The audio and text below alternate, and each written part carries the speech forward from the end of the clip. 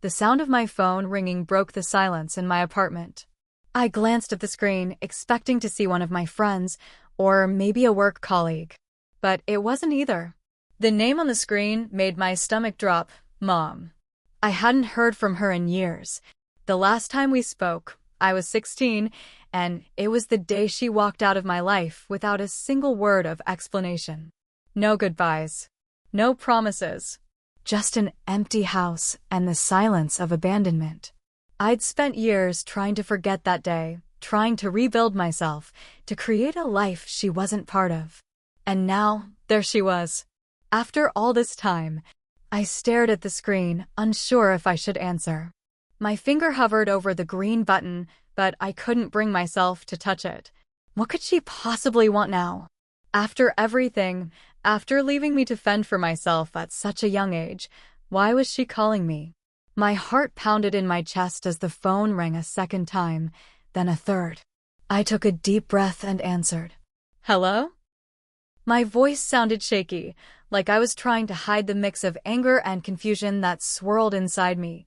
Sarah, her voice crackled through the line. It's your mom. My hands trembled as I gripped the phone tighter. I didn't know what I expected, but this wasn't it. For a second, I almost didn't know how to respond. A part of me wanted to hang up immediately, to end this conversation before it could even begin. But another part of me, the part that still carried the little girl who wanted to believe in her mother, needed answers. I know it's been a long time, sweetheart. I don't even know where to start, she continued, her voice soft, almost apologetic. But I need to talk to you. My mind raced. What could she possibly need from me now? My life was far from perfect, but it was finally mine. I'd worked hard to get where I was, successful, independent, financially stable. I wasn't the same lost teenager she abandoned all those years ago. I'm listening, I said, trying to keep my voice steady. I've had some things happen in my life, she hesitated. Things I'm not proud of, and I don't know who else to turn to. The vague words didn't help my confusion. What things, Mom? I asked, trying to hold on to my patience. There was a long pause on the other end of the line before she spoke again, her voice shaky. I have new kids now, Sarah. And they need help. I can't do this on my own. I felt a sharp pang in my chest. New kids? What did that even mean? I had spent my whole life feeling like the only one who mattered to her was me, until the day she left. And now, after years of silence, she was telling me she had a new family? The anger was bubbling up inside me, but I fought it back. You have new kids? I repeated, struggling to keep my emotions in check. What does that have to do with me? I didn't want to ask you for help, but things have gotten bad, she said, her voice breaking. I need you to support them, Sarah. You're the only one who can. You're the only one who's done well for herself. The words hit me like a punch to the gut. I couldn't breathe for a moment. I was just starting to build a life for myself, one that didn't revolve around her, one that wasn't overshadowed by her abandonment. And now she was asking me for help. For her new kids? For children I didn't even know existed? I don't think I understand, I said slowly, trying to make sense of what she was saying. You left me when I was 16. You walked out of my life without a word, and now you're telling me I should support your new family. I could hear the pain in her voice as she responded. I never wanted to leave you, Sarah. I didn't know what to do. Things were falling apart, and I was too scared to reach out. But now I'm asking you, please, for the sake of the kids. They don't deserve to suffer like I did. I can't do it alone. I swallowed hard, trying to hold back the flood of emotions threatening to break through. Part of me wanted to scream, to tell her how much she had hurt me, how much I had suffered without her. Another part of me, a part that still wanted to believe she was my mom, wanted to help. But at what cost? I don't know if I can do that, I said, my voice trembling despite my best efforts to remain calm. You left me, Mom. You chose to leave me behind. And now you're asking me to take care of people I don't even know. I don't think I can just forget everything that happened. She sighed deeply. I understand how you feel, Sarah. But I'm asking you, not for me, but for them. Please, you're the only one who can help. The weight of her words hit me like a ton of bricks. I stared out of my window, watching the city below me, feeling so small in the midst of everything. This wasn't the conversation I ever thought I'd have with her. And yet, here it was, unfolding in front of me. Let me think about it, I said finally, my voice barely above a whisper. I'll call you back. Before she could respond, I hung up. My hand dropped to my side as I stared at the phone in disbelief. I hadn't even realized I was holding my breath. What the hell had just happened? I leaned back in my chair, my mind racing. My mother, the woman who had abandoned me, left me to pick up the pieces of my shattered life, was now asking me to take care of her new family. She wanted me to play the role of the dutiful daughter, the one who comes back to fix everything. But I wasn't that person anymore. I had worked too hard to get where I was. I had fought for my success, for my independence. And now I had to figure out if I could balance the pain of the past with the demands of the present. As I sat there in silence, one thing was clear. This was just the beginning of something far bigger than I could have ever imagined. Hit subscribe and leave a comment with where you're watching from. This story might just spark a new beginning. What's one thing that always pushes you forward, even when things get tough? I sat on the couch for what felt like hours after I hung up the phone with my mom. My apartment was eerily quiet, the hum of the city outside barely making a dent in the storm of thoughts swirling inside my head. I couldn't shake the conversation. It kept looping in my mind like a broken record. I need you to support them, Sarah. You're the only one who can. I stood up, pacing around the room, trying to clear my mind, but all I could see were the images from my past. Her face. The way she looked when she walked out, without even a glance back. My mom, the person who was supposed to be my rock, had shattered me. It felt like a cruel joke. I grew up in a small town on the outskirts of Atlanta, where everyone knew everyone else. My childhood wasn't the fairy tale that some people imagined. My mom, Diane, had always been a dreamer, someone who saw the world as a place full of opportunities. But the reality of life never quite matched her dreams. She was always chasing something she never could catch. Whether it was the idea of being successful or finding love, she was always just out of reach of the things that could have made our lives better. But as a kid, I didn't know that. I thought my mom was everything. She was all I had.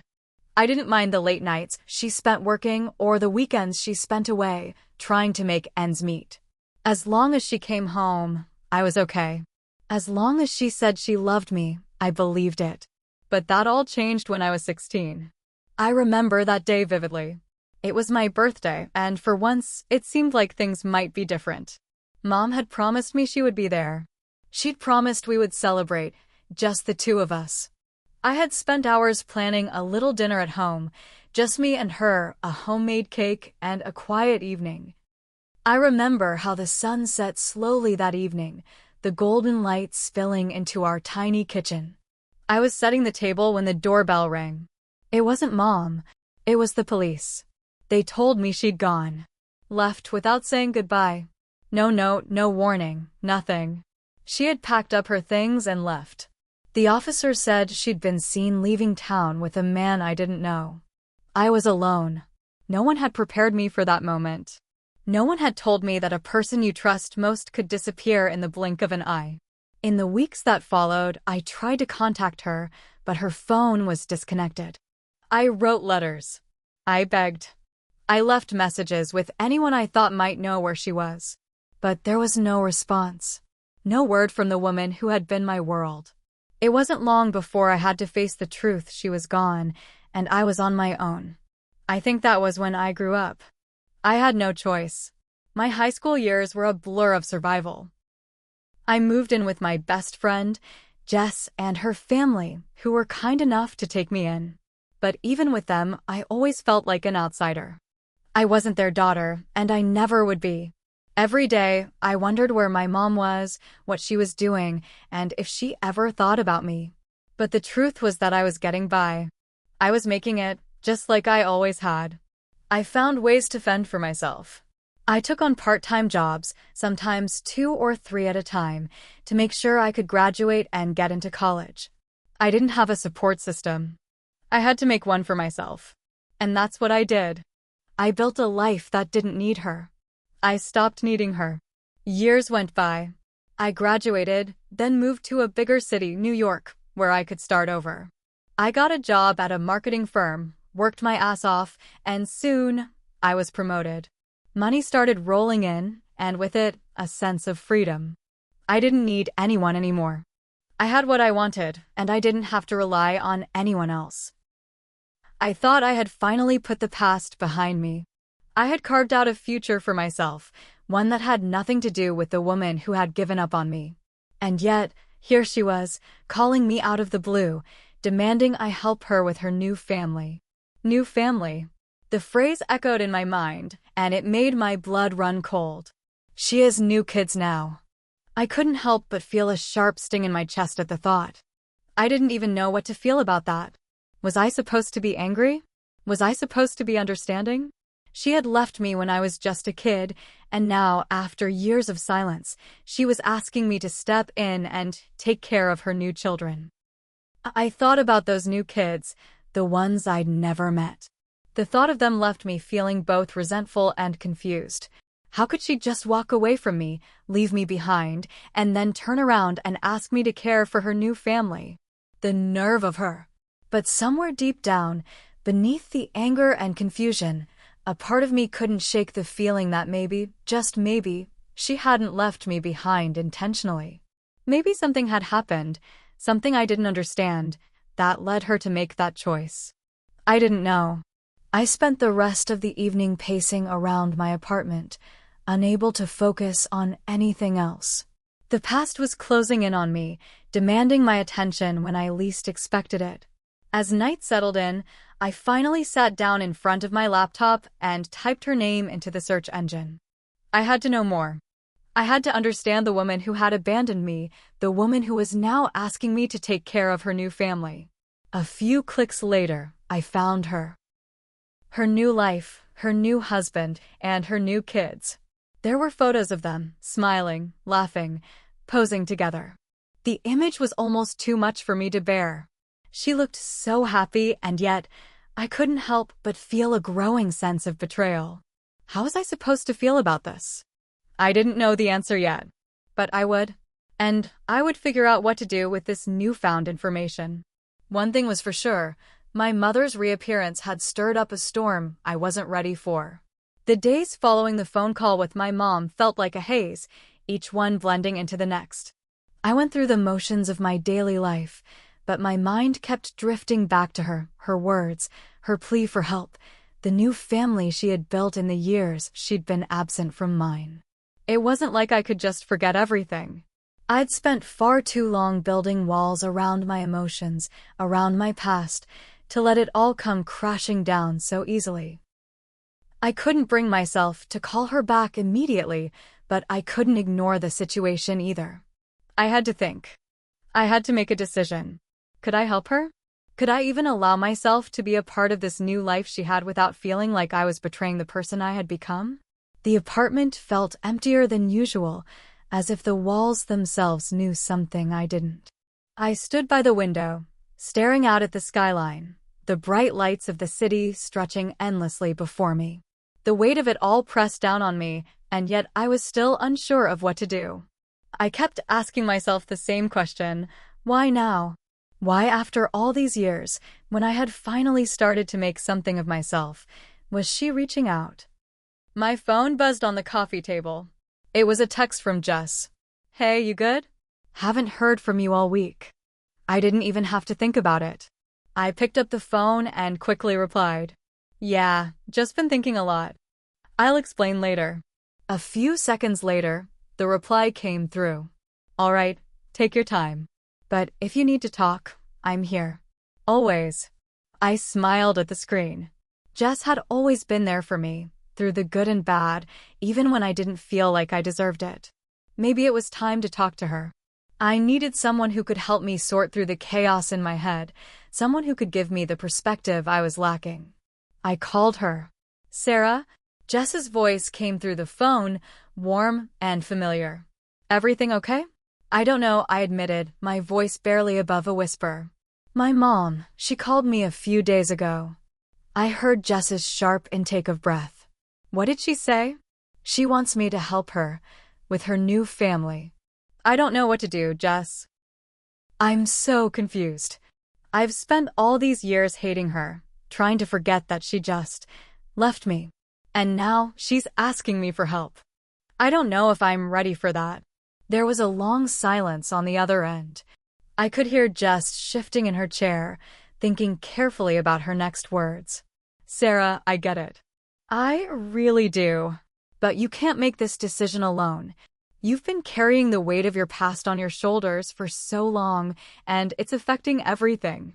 You deserve to feel free from that burden. But how? I interjected. How do I let go of the past when she just keeps pulling me back in? By understanding that the past doesn't define you, she replied. And that's not to say you should just forget it. But you don't have to let it control you. You've built a life without her. You've survived on your own. And now, if you decide to help her, whether it's financially or emotionally, you do it on your terms. Not because she asks, but because you choose. Her words hit me harder than I expected. I had been trying so hard to shut out my past, to build a future where my mom didn't exist in my life, that I'd never stopped to consider what I really wanted. Was I really ready to just move on and forgive her? Or was I doing what I'd always done, building walls around myself to protect me from more hurt? I don't know if I can be part of her new life. It feels like I'm betraying myself. I know. It's hard. But this is about you, not her. And you don't have to make a decision right now. Take your time. Think about what you want. And when you're ready, you'll know. I sighed, feeling a little lighter after our conversation. Jess had a way of making things clearer, even when I thought I was lost in the fog of my own emotions. I guess I need to think. I need to know what kind of person I am if I decide to help her. Can I really forgive her for everything? Can I look at those new kids and see them as part of my family, even when it feels like they stole the place that should have been mine? You'll figure it out, Jess said gently. But just remember, it's okay to take your time. You don't owe her anything, Sarah. You owe yourself the truth. And you'll know what to do when the time is right. I hung up the phone feeling a little more grounded. Maybe Jess was right. Maybe I didn't have to make a decision in a hurry. But that didn't mean I wasn't struggling with the question. Could I really forgive her? Could I ever accept the new family she had built without feeling like I had been abandoned all over again? Later that evening, I went back to my computer and searched again for more information about my mom's new family. I needed to know more about the people who, in some twisted way, had replaced me. I clicked through some articles and found a few more photos: my mom, her new husband, and 2 young children. They looked happy. I hated them for it. But the thing that struck me the most was the way she looked in the pictures. She was smiling, yes, but there was something in her eyes, a kind of sadness that I could recognize. Was she regretting her decision? Was she feeling guilty about what she'd done? I couldn't tell. But I couldn't help but wonder if she had ever truly been happy in her new life. And if so, why was she asking for my help now? I closed my laptop and leaned back in my chair. There were still too many unanswered questions. Too many things I didn't know. And for the first time, I realized that maybe the hardest part of all was not knowing how to forgive. Not knowing how to reconcile the mother I once knew with the stranger who had appeared on my phone just a few days ago. I didn't know if I could ever forgive her. But I had to find out. The silence in my apartment was suffocating. For the past few days, I'd been running through every possible scenario in my head, trying to understand what to do with my mom's request. I was stuck, trapped between the person I had worked so hard to become and the memories of a woman who had left me in the dust without a second thought. Every time I thought I could move on, something would pull me back, an old memory, a forgotten feeling, a new demand from her. I'd spent so many years convincing myself that I didn't need her, that I could thrive without her. But now, with her words echoing in my ears, "It's your duty to support them," I was left questioning everything. I had worked so hard to create a life for myself, one where I was in control. I'd fought tooth and nail to get to this point, where I didn't have to depend on anyone else. My career was flourishing. I had a beautiful apartment in the heart of New York City, and most importantly, I didn't need to answer to anyone. No one told me how to live my life. But now, suddenly, there was this new responsibility weighing heavily on my chest. I couldn't shake the image of my mom's new family. A man who wasn't my father, 2 kids I didn't know, a house in a suburban neighborhood that seemed so far removed from the life I had known with her. The life I had fought so hard to leave behind. But the more I thought about it, the more I realized something. My mom's request wasn't just a plea for money or help, it was a plea for connection. She wanted me to be part of her life again, to acknowledge that she still existed in my world. And that made it even harder to say no. Could I really close the door on her forever? Wasn't there a part of me that still wanted her to be the mom I remembered? I picked up my phone and scrolled through the messages, hesitating for a moment before I tapped the screen to dial her number. I needed to hear her voice. I needed answers, even if I wasn't sure I was ready for them. The phone rang, and my heart pounded in my chest. Each ring felt like a lifetime, like I was about to face a truth I wasn't sure I was prepared to hear. Hello. Her voice was distant, almost unsure, but still unmistakably familiar. I swallowed hard, trying to steady my nerves. Mom, it's me. There was a long pause on the other end. I could almost hear her breathing, as if she wasn't sure how to respond. Then, in a voice that cracked just slightly, she said, "Sarah, I didn't expect you to call." "I've been thinking a lot," I said, my voice surprisingly steady. "I don't know what to do with this. I don't know what to feel. You left me when I needed you the most. You walked away without a word, without any explanation. And now, after all these years, you want me to step in and help you with your new family." She let out a sigh that sounded heavy, weighed down with the years of silence between us. "I know I've made mistakes, Sarah. I can't take back what I did. I know I hurt you, and I'll live with that every day for the rest of my life. But I need you now. Not just for me, but for them. My new kids, they don't have anyone else. And I can't do this on my own. Please."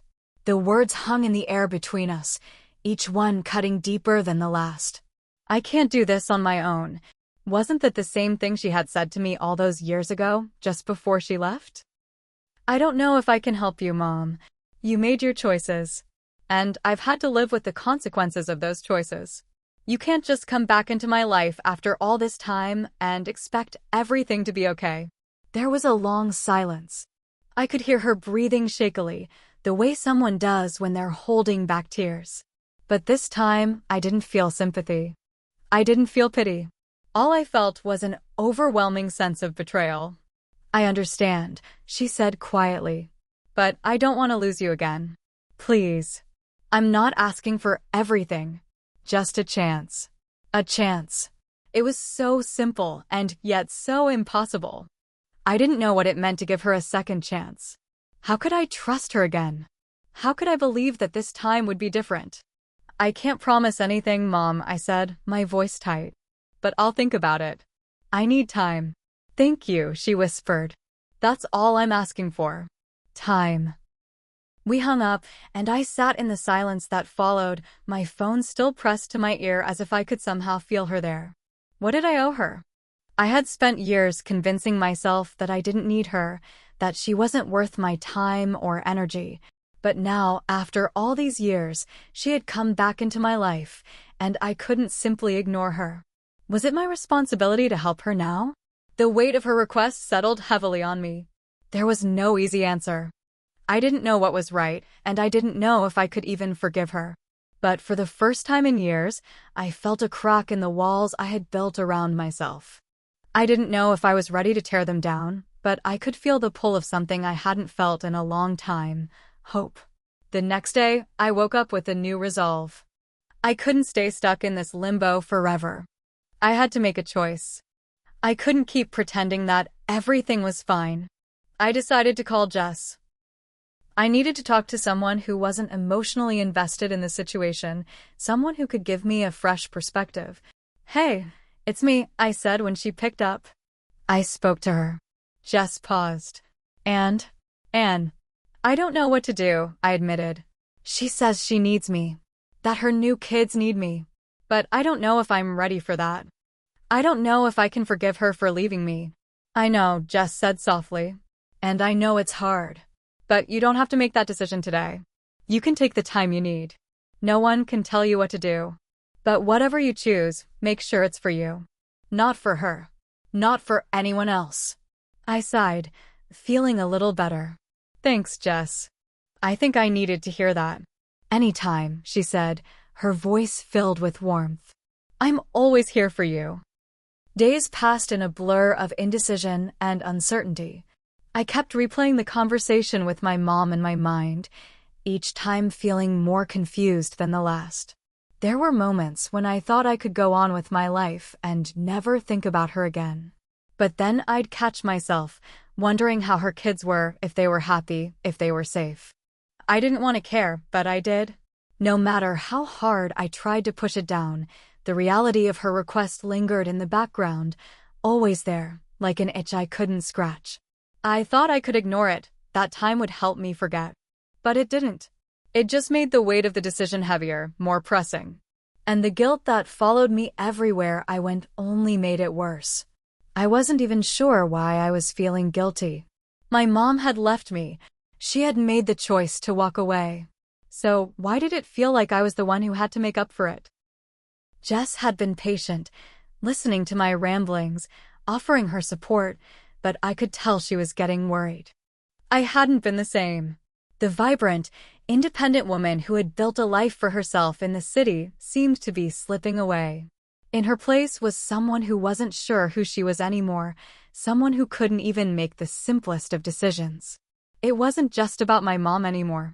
It was about me and the person I had become in the years since she left.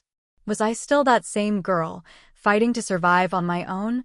Or had I become someone new, someone who could actually offer forgiveness, someone who could embrace a relationship with a woman who had torn apart the very fabric of her family? I sat at my desk one afternoon, staring at the blinking cursor on my screen, the emails piling up, the calls I still needed to return. But none of it seemed to matter. My thoughts kept drifting back to the question that wouldn't leave me alone. What if I said yes? What if I did help her? Just as I was about to push the thought aside again, my phone buzzed. It was a message from my mom. I know you need time, but please know that I've been trying to be better. For you. For them. I never wanted to hurt you. I hope one day you'll understand that. But if you can't help, I'll understand. I just don't want to lose you again. I stared at the screen, my fingers hovering over the keys. I didn't know what to say. I didn't know how to respond to something so raw, so vulnerable. For so long, I had lived with the idea that my mom didn't care, that she had moved on and left me behind. But now, the woman who had once been my everything was pleading with me, asking for something she could never give back, her presence in my life. And no matter how much I hated to admit it, I felt a pull, a need to answer her. The tension in my chest tightened as I pressed the screen to reply. I'm still thinking. But I can't promise anything. I'm not sure what I can give you.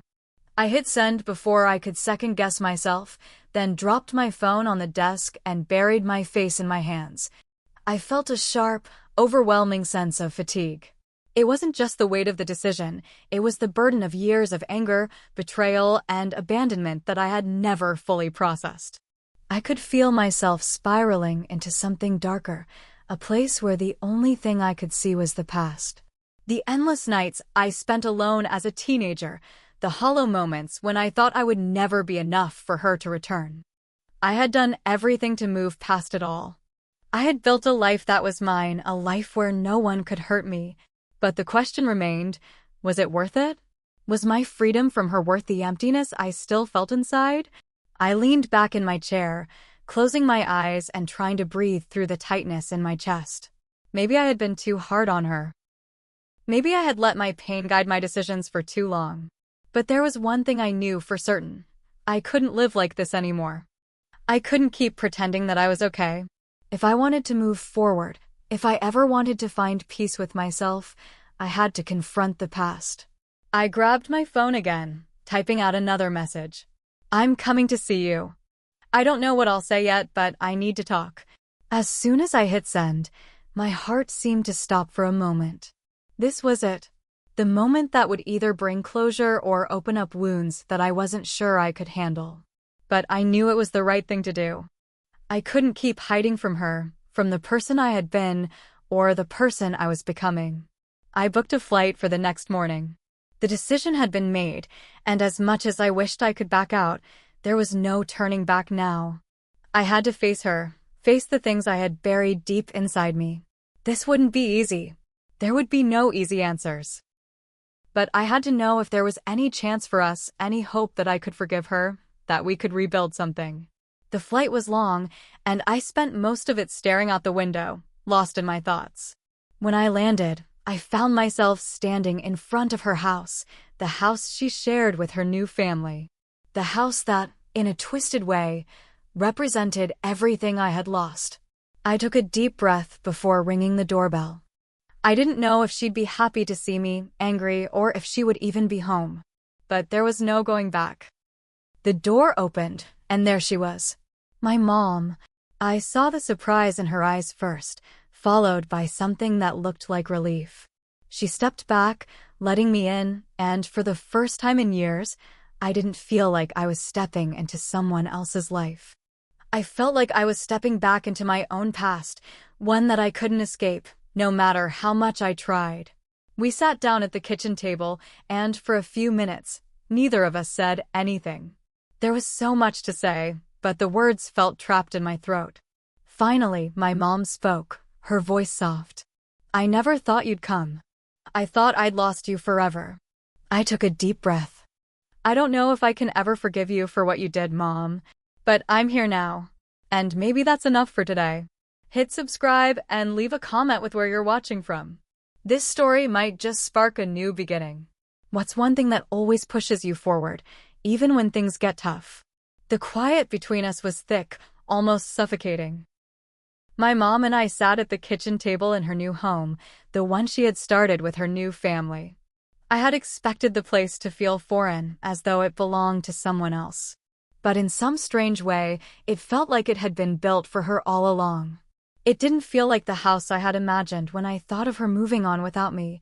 This was her home now. A different kind of home. I couldn't help but notice the differences. There were framed photos on the walls, new family portraits. Some of the pictures looked familiar. My mom smiling with her new partner, her arms around the two kids I didn't know. I should have felt resentful, but instead, a wave of sadness washed over me. I realized how much I had missed her presence, the mom I used to know before everything fell apart. Her eyes never left me as we sat across from each other. I could see the uncertainty, the hesitation in her gaze. It made my heart ache in a way I couldn't explain.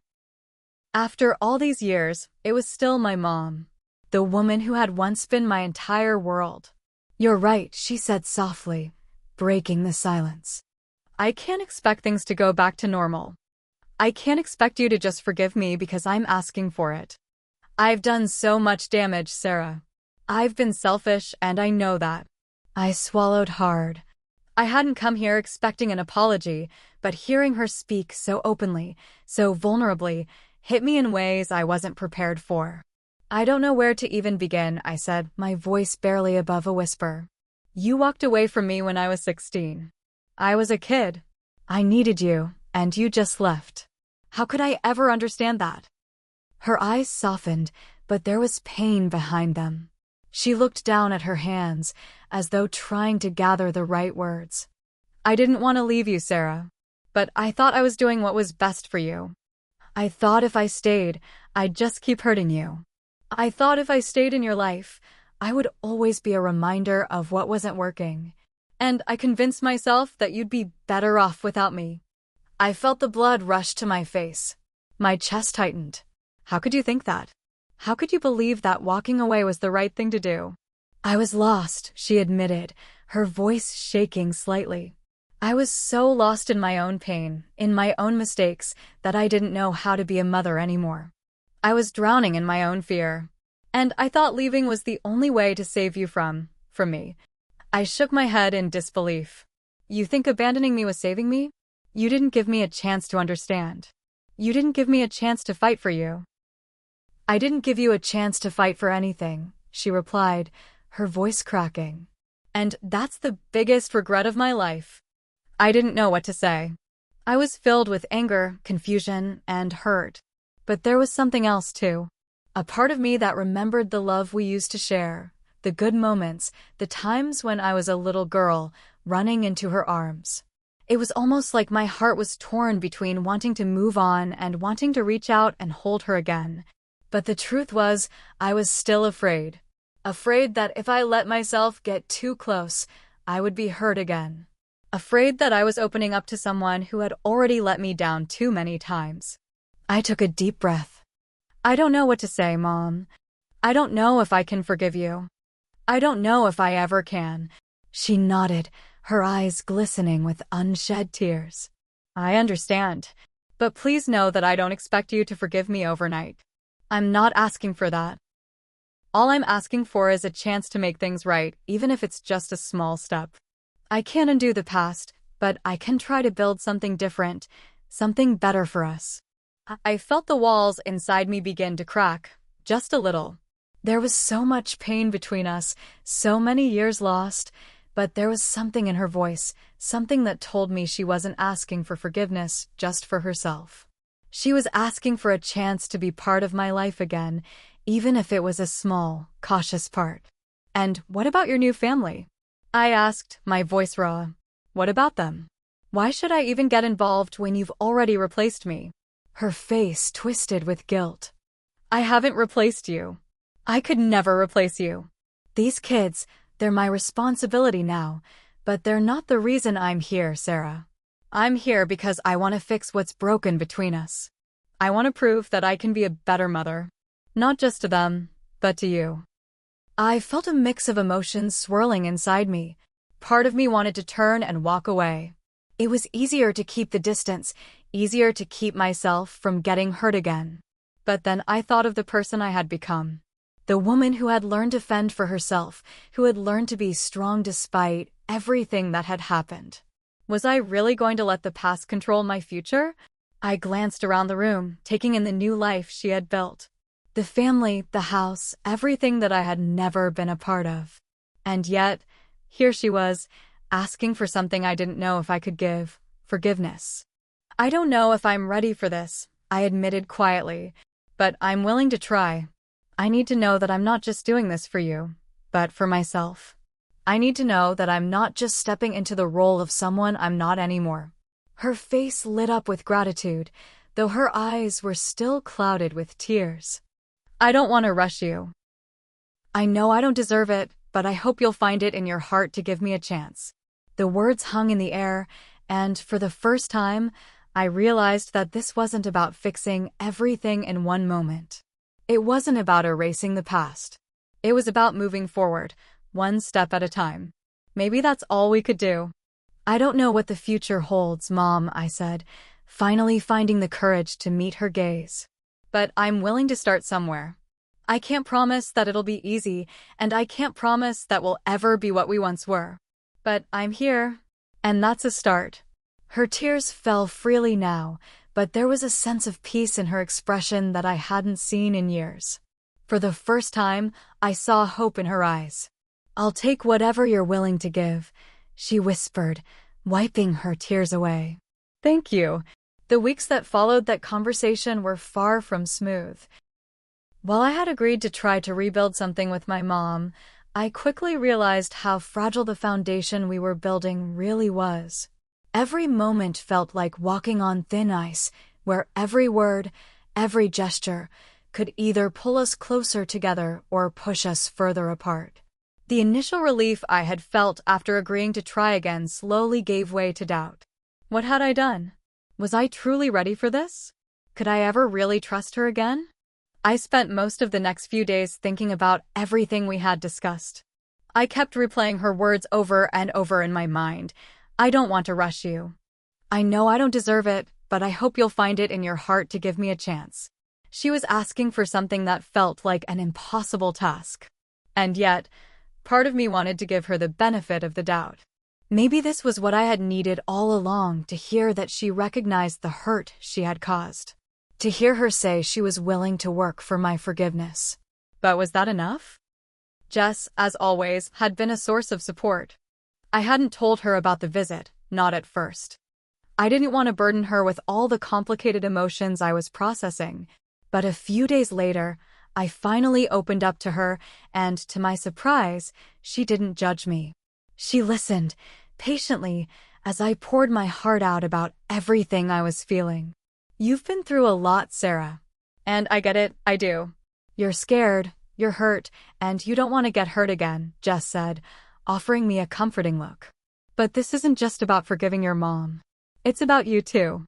You're giving yourself a chance to heal. You don't owe anyone anything. Not even her. If you want to do this, do it for you. Her words resonated with me. I had spent years building walls around myself, convincing myself that I didn't need anyone. I had been self-sufficient for so long that I had forgotten what it meant to be vulnerable. I didn't want to be the person who shut people out, who pushed away every chance at connection, just because I was afraid. Do you think I'm making a mistake? I asked Jess, my voice trembling slightly. What if this doesn't work? What if she hurts me again? Jess gave me a soft smile, her eyes full of empathy. I can't tell you what's going to happen, but I know this. You're stronger than you give yourself credit for. And no matter what, you'll be okay. If this doesn't work out, you'll still have yourself. You'll still have your life. And if it does, then maybe you'll get the relationship you've been wanting, even if it takes time.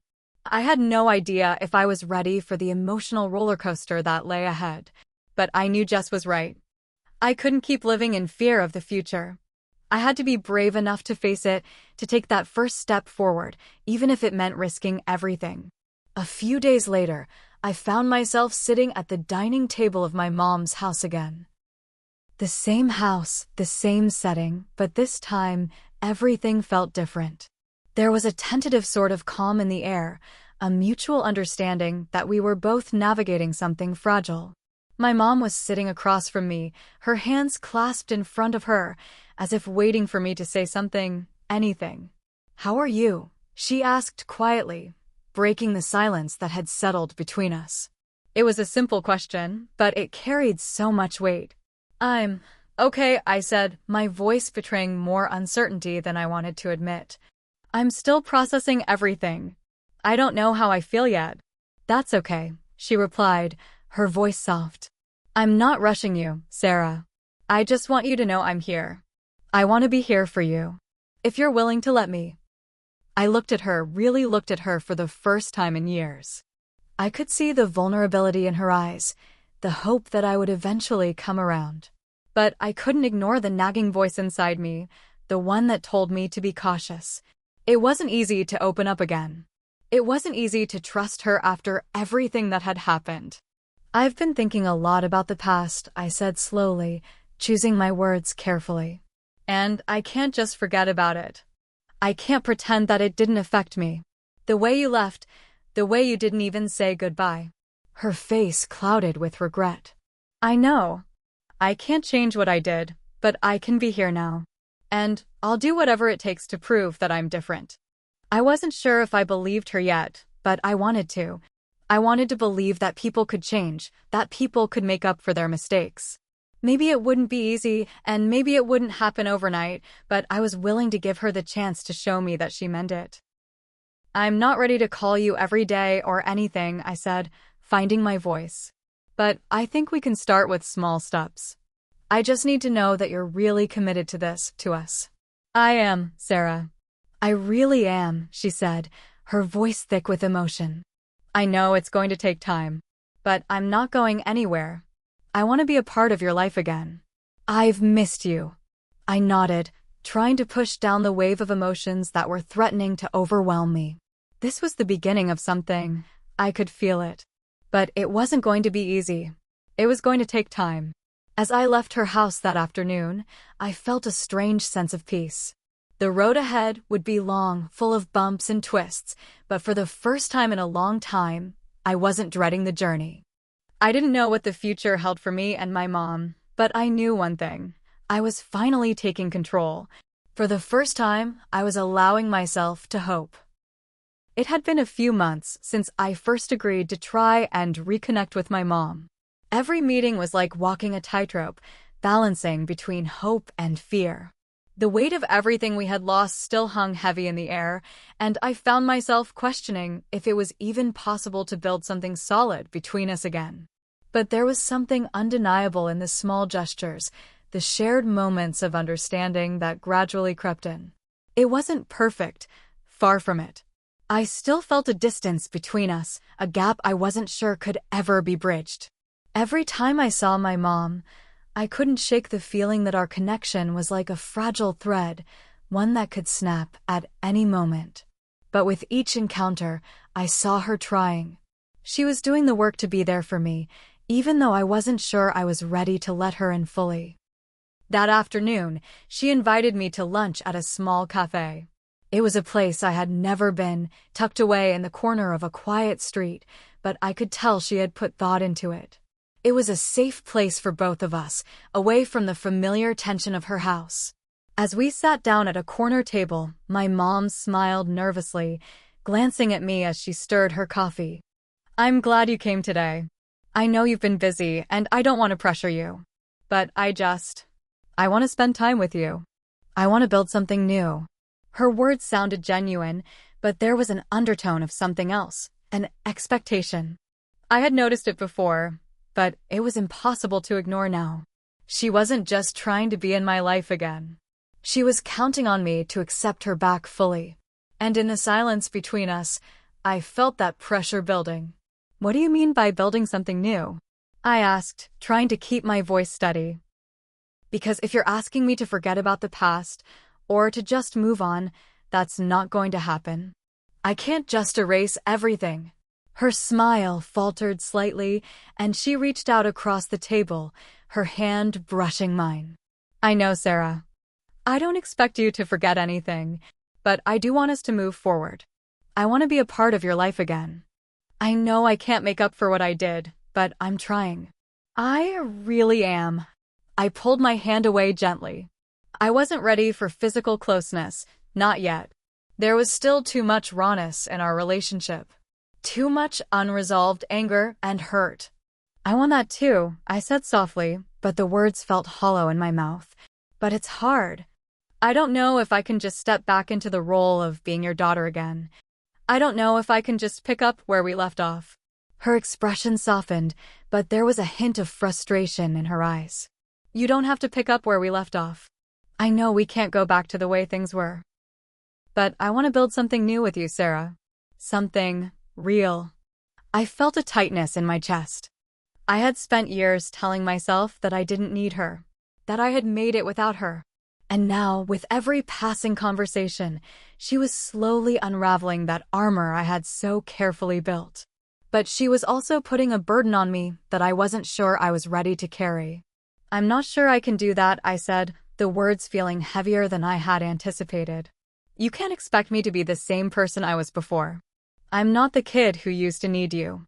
I'm someone different now." Her eyes dropped to her lap. "I understand that. But you're still my daughter, Sarah. And I'm still your mom. I don't expect everything to be perfect, but I want us to be able to try." And that was when I realized the real problem. It wasn't just her. It was me, too. I was afraid.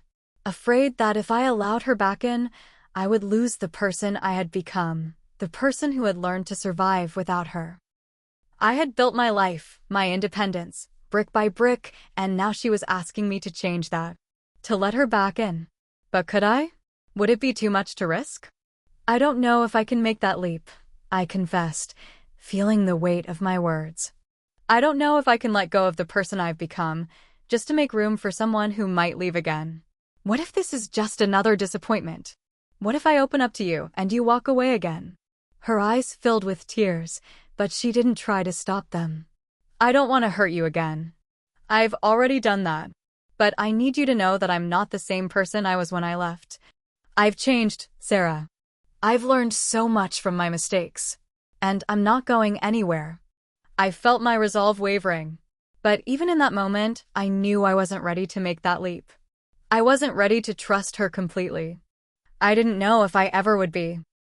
The rest of our lunch was quiet, the conversation shifting awkwardly from one subject to the next, but neither of us quite able to break through the tension. I wanted to say something reassuring, something that would make her feel better, but the truth was, I didn't know what the future held. I didn't know if I could ever trust her again, if I could ever truly let her back in. When I finally stood up to leave, my mom reached out and pulled me into a hug. It was tentative, like she wasn't sure if I'd pull away, but I allowed myself to hold her for a moment. It wasn't a warm, comforting embrace like the ones I remembered from my childhood, but it was a step. And sometimes, that was enough. "I'll be here," she whispered. "Whenever you're ready. I'll be here."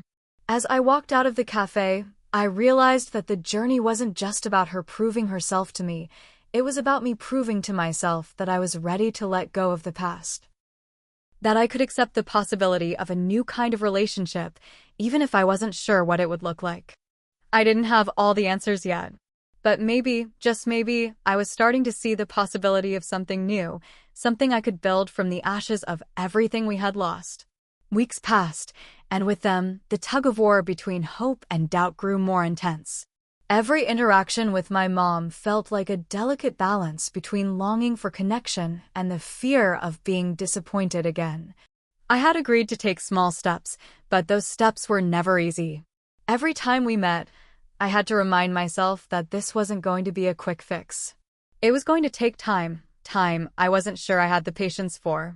As I navigated this fragile path, the demands of my new life and the weight of my responsibilities weighed heavily on my shoulders. My career, my friends, my new routine, all of it seemed to pull me in different directions. There were days when I felt like I was barely keeping my head above water, and then there were days when I felt like I was drowning in the enormity of it all. My wealth, my newfound success, it all felt somewhat hollow without the relationships I craved but struggled to mend. Jess continued to be my rock. Whenever I was on the verge of shutting down emotionally, she was there to pull me back from the edge. We spent evenings together, sometimes talking, sometimes just sitting in comfortable silence. She knew exactly when to push me and when to let me be. But no matter what, she was always there. One evening, after yet another emotionally draining conversation with my mom, I found myself sitting at the kitchen counter, nursing a glass of wine, staring at the empty space in front of me. I was trying to make sense of everything, of the complicated emotions swirling inside me. "Sarah," Jess said from the doorway, her voice soft but firm, "you need to stop punishing yourself." I turned around to see her standing there, arms crossed, watching me with concern in her eyes. "What do you mean?" I asked, though I had a sinking feeling I knew what she was about to say. "You're carrying the weight of your mom's mistakes, the past, all by yourself. You're not alone in this, Sarah. You don't have to fix everything for her. You don't have to save her." I swallowed hard, feeling the lump in my throat grow. I hadn't realized it until she said it aloud, but Jess was right. I had spent so much time trying to fix the broken pieces of my mom and our relationship that I had forgotten about myself in the process. "I don't know how to stop," I admitted, my voice barely above a whisper. I want to fix it. I want to make it right." Jess shook her head, stepping closer. "You can't fix everything. You can't go back and change the past. You can only move forward. And that means taking care of yourself first." I closed my eyes, letting her words wash over me. I had been so focused on the past, on what I had lost, that I had forgotten about what I had gained. I had built a life for myself, a successful career, a sense of independence, friends who truly cared about me, a new version of myself who wasn't defined by what happened years ago. "I'm scared," I confessed, the vulnerability in my voice evident. "What if this doesn't work? What if I try and she walks away again?" I don't know if I can go through that. Jess reached over, taking my hand in hers, squeezing it tightly. You're stronger than you think. And no matter what happens, I'm here. You're not alone in this. That night, for the first time in a long time, I slept deeply. It wasn't because I had all the answers. It was because I finally realized that I didn't need to have all the answers. Not yet. I didn't have to fix everything for my mom, and I didn't have to sacrifice my happiness in the process. I could take things one step at a time.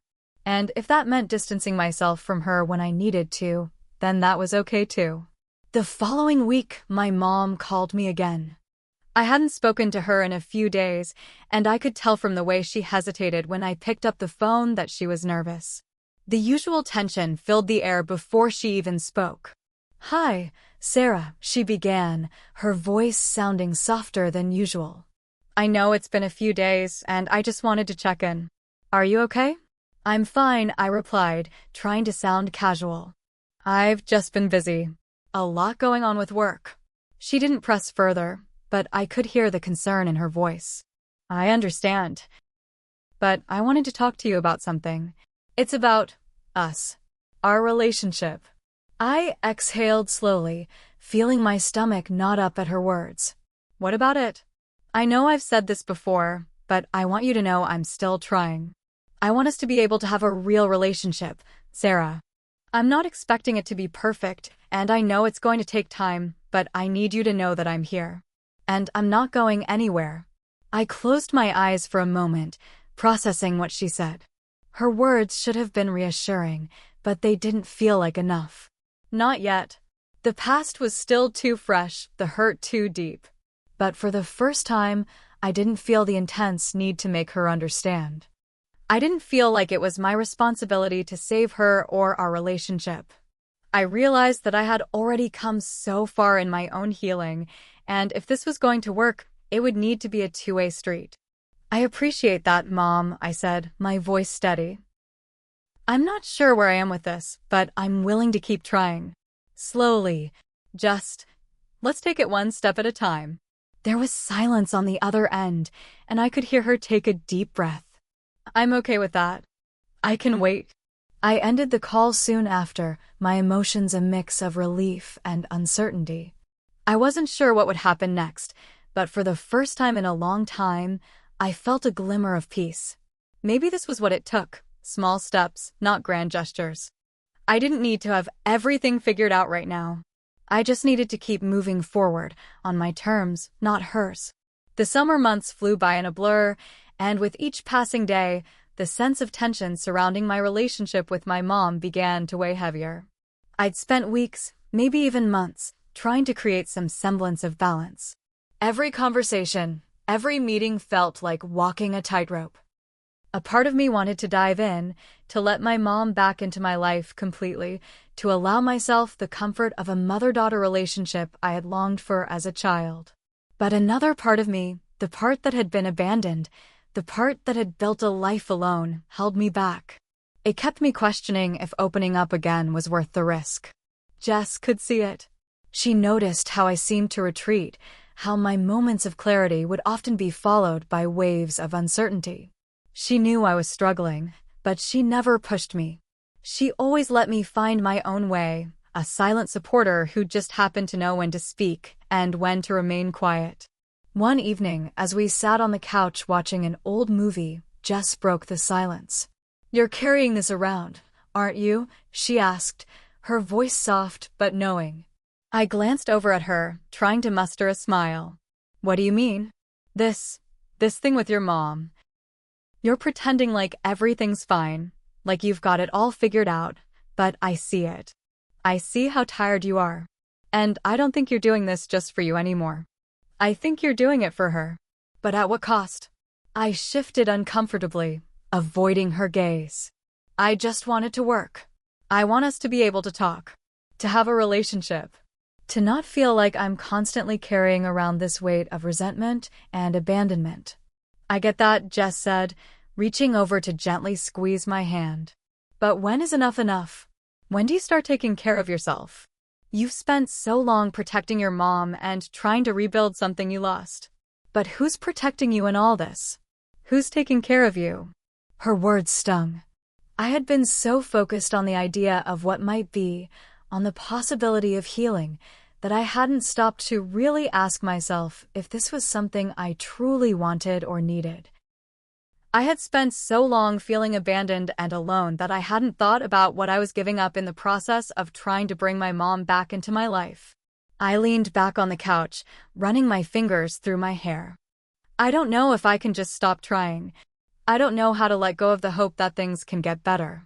But at the same time, I don't know if I'm just making myself miserable for something that might never happen. Jess didn't say anything for a moment. She just sat beside me, her presence solid and comforting. Eventually, she spoke again, her tone quiet but steady. You can't keep waiting for someone who might never change. And you can't keep waiting for her to become the mom you need her to be. You can only be the best version of yourself, with or without her. You don't need her to validate your success, Sarah. You've already done that. Her words were like a light breaking through the fog. I realized in that moment that Jess was right. I had spent so much of my life seeking validation from my mom, hoping that one day she would see me, truly see me, for who I had become. But maybe I didn't need that anymore. Maybe I didn't need her approval to know my worth. I had built my life.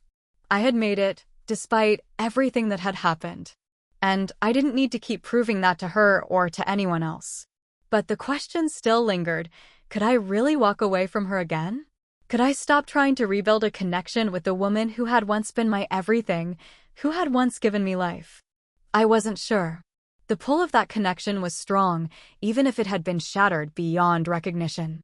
That week, my mom reached out again. It had been a couple of days since our last conversation, and this time, I could sense the urgency in her voice. Sarah, I need to talk to you. It's about something important. I wasn't sure what she meant, but I agreed to meet her. The tension was still palpable between us, but at least we were communicating. I wasn't sure what was more terrifying, continuing this journey with her or finally putting an end to it. We met at the same cafe. This time, the seat across from her didn't feel like a refuge. It felt more like an interrogation room. As I sat down, I couldn't help but notice the way she was fidgeting, the nervous energy in her posture. She was always good at hiding things, at pretending to be okay, but today, I could see right through it. What is it, Mom? I asked, my voice calm, even though my heart was racing. She took a deep breath, her eyes flickering nervously before she finally spoke. Sarah, I need to ask you something. And I need you to be honest with me. I leaned forward, crossing my arms. Okay, ask me. Her voice dropped to a whisper. I know things between us haven't been perfect. I know I've made mistakes. But I need you to understand something. My new family, they need support. And I've been thinking about this for a while, and I need you to be there for them. They're your siblings, and they deserve your help. I'm asking you to help take care of them. You have a responsibility. I sat there, stunned, trying to process her words. The familiar anger surged up in me, but I kept my voice steady. Your new family? You abandoned me, Mom. You left me when I needed you the most. And now you expect me to just step in and help support your other kids? Do you think I'm just going to forget everything you put me through? Her face paled, and for the first time, I saw something close to regret in her eyes. But it was too late. The weight of her words hung in the air like an anchor, and I couldn't shake the feeling that she was asking me to fill a role I wasn't ready to play. I'm not going to do that, I said, my voice barely above a whisper. I can't just forget the past, Mom. I can't pretend that everything's okay. You don't get to just come back into my life and demand that I take care of your other children. I'm not a backup. Her eyes widened in shock. You don't understand. This is your duty. No, it's not, I cut her off, the anger rising in me. You made your choices. You walked away from me. You don't get to dictate my life now. The silence that followed was deafening. She didn't say anything more. She just stared at me, her expression a mixture of hurt and disbelief. But I didn't care anymore. I wasn't going to let her guilt trip me into something I wasn't ready for. As I stood up to leave, I could feel the weight of the conversation hanging over me. I wasn't sure if I had made the right decision. But I knew one thing. I wasn't going to allow my mother's choices to control my life any longer. I had to put myself first, no matter how difficult that was. The days following my confrontation with my mom were a blur of conflicting emotions. On one hand, there was the deep sense of relief that I had finally spoken my truth, laid my boundaries down clearly, unapologetically. On the other hand, there was an ache that lingered in my chest. As much as I wanted to say that I was free from the past, the reality of it was far more complex. The bond between a mother and child isn't easily severed, no matter how many years of hurt have piled up. In the days that followed, I found myself grappling with guilt. Was I too harsh? Should I have tried harder to see things from her perspective? Could I have been more compassionate toward the woman who had once been my everything? These questions haunted me, slipping into my thoughts uninvited, filling the silence with uncertainty. But each time the doubts crept in, I found myself recalling the words Jess had said to me. "When do you start taking care of yourself?" Those words echoed in my mind, louder and louder until they drowned out the whispers of guilt. This wasn't about abandoning my mom. It was about putting myself first for once in my life. I had spent so many years trying to fix something that wasn't mine to fix. Now, I had to focus on fixing myself. Jess was always there to listen when I needed to process my emotions. Every evening, we'd sit together in my living room, sometimes with a glass of wine, sometimes with tea, and talk through the highs and lows of the day. The friendship I shared with her was everything I needed and more. She never tried to tell me what to do. She simply allowed me to navigate my journey, guiding me with her wisdom and understanding when I needed it most. A week after my conversation with my mom, I found myself reflecting on just how far I had come. The girl who had once been abandoned, the one who had spent years trying to fill the emptiness left by my mother's absence, was no longer the same person. I had learned to stand on my own 2 feet, to create my own path, to define my worth. My success wasn't just a result of hard work, it was a testament to my strength and resilience. And more importantly, I had come to understand that I didn't need anyone to validate me. Not my mom, not anyone. As I sat at my desk, scrolling through my emails, I was struck by how different the world felt now. Everything was brighter, more vibrant. I had spent so long in the shadows of the past, afraid to step forward, afraid to outgrow the girl I had been. But now I was living fully in the present. I was thriving. A message popped up on my screen. It was from my mom. "Sarah, I've been thinking a lot about what you said. I know I've made so many mistakes, and I'm sorry for that. But I want you to know that I love you. I'm proud of what you've become, and I wish I had been there for you more. I can't change the past, but I hope one day you'll be able to forgive me. I know I don't deserve it, but I'm asking you to try. Please don't let our past define the future." I stared at the message for a long time, my heart heavy with the weight of it. My mind swirled with conflicting thoughts. Part of me wanted to respond immediately, to say something that would make everything okay. But the truth was, I wasn't ready to forgive her. Not yet. I didn't know if I ever would. I put the phone down, taking a deep breath. I wasn't sure what the future held, or if I would ever truly find peace with my mom. But one thing I knew for certain was that I had come to a point in my life where I could finally prioritize my own peace. I was no longer defined by the girl who was abandoned. I had become someone else. Someone strong, someone who deserved happiness, who deserved to live a life free from the chains of the past. The next few days were quiet. There were no more urgent phone calls from my mom, no more emotional pleas for me to come back into the fold. I didn't know if that meant she was finally understanding my boundaries, or if she had simply given up trying. But whatever it was, I realized that it didn't matter anymore. I couldn't keep waiting for closure. Sometimes, you just have to move forward without it. As the days turned into weeks, I found myself focusing more on the life I had built. I started to see the value in the friendships I had cultivated, the work I had put into my career, and most importantly, the person I had become. I was no longer that scared, broken girl looking for validation in the eyes of someone who didn't know how to give it. I was finally free. I spent more time traveling, doing things I had always dreamed of doing, but never had the courage to pursue. I took a trip to Europe with Jess, something we'd talked about for years. We spent our days exploring new cities, tasting food we had never tried, and staying up late, talking about life and everything in between. It was the kind of freedom I had never allowed myself before, and it was exhilarating.